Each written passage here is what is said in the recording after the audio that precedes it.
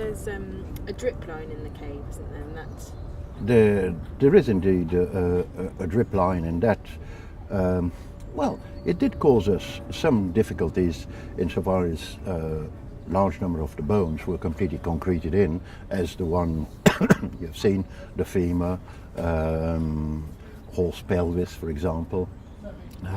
But it actually came to help when it came to preserving this archive section, which we were asked to keep, because it gave us a real firm surface onto which, when we were told we could only dig half of the cave, well, immediately it was visible that we would have a whole face of sediment which had to be retained. It came to me really instinctively, all right, second-hand scaffold tubes, scaffolding frames, and planking behind the scaffolding, between the scaffolding and what had to be preserved, and scaffolding across onto this cemented breccia or the cave wall when we were finding it, to hold the thing in place.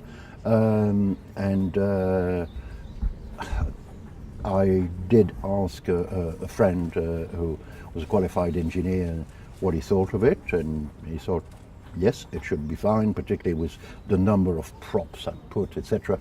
Usual twice as many as might be required, but be on the safe side. And other cavers who've used this sort of method, etc., although I hadn't talked to them, have said, yes, it's belt and braces, but we will be able to take it out. But no, it's simple things. Originally, when we were doing the sieving the first year, above the cave, on the plateau, we had to carry gallons and gallons of water to try and sieve in a tub and everything. We did it the first year, it was slow. Second year, there was quite a lot of rain, nothing was drying, we had to abandon that, but the sediment in the cave was quite dry. So I said to Danielle, well, we can't sieve any more up there, but we can sieve in front of the cave if I make a sort of dry sieving station. What do I need for that? Oh, piece of luck. Our 12-inch diameter sieves fitted exactly on a bucket, so whatever we sieved would go in the bucket. If, oh yes, where the handles go on the bucket, I put 2 strings onto, yes, a piece of wood at an angle like this, which could actually rest on the banister we'd made so that we wouldn't fall down the slope. Up like this, 2 pieces of string, and there we had our sieves. Yeah. And it really did not take much more than half an hour to change the sieving station. And that operated for, I don't know how many years, 6 years, no more, 9 years. Wow. Until for the last 2 years, we've had a fully fledged wet sieving station down in the village below. So we take the samples every night back, drop them there, and we have volunteers, etc. And we have a sieving station which is just about as good as we have here in the lab, really. And But you've got a pulley system as well there. That's oh yes, that's another one I have. If you can get a machine to do it for you, the same as with the little finds, etc., I will try to think of a way of helping things. And yes, rather than we are now at least 3 meters below the entrance, having to hoist buckets up a ladder, etc., we have this scaffolding frame, very solid, perfect.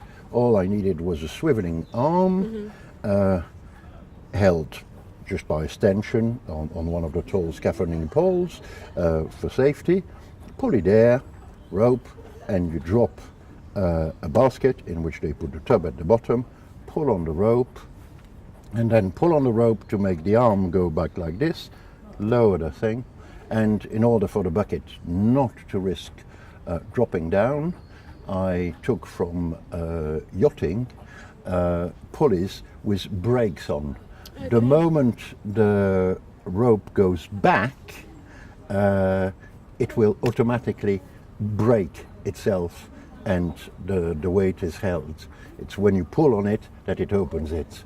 There is a way, of course, of releasing it to let it blind as well, go. right? Yeah. But yes, I thought, right, where do people use ropes, and got to have a safety, etc. Well, possibly mountaineering, but sailing.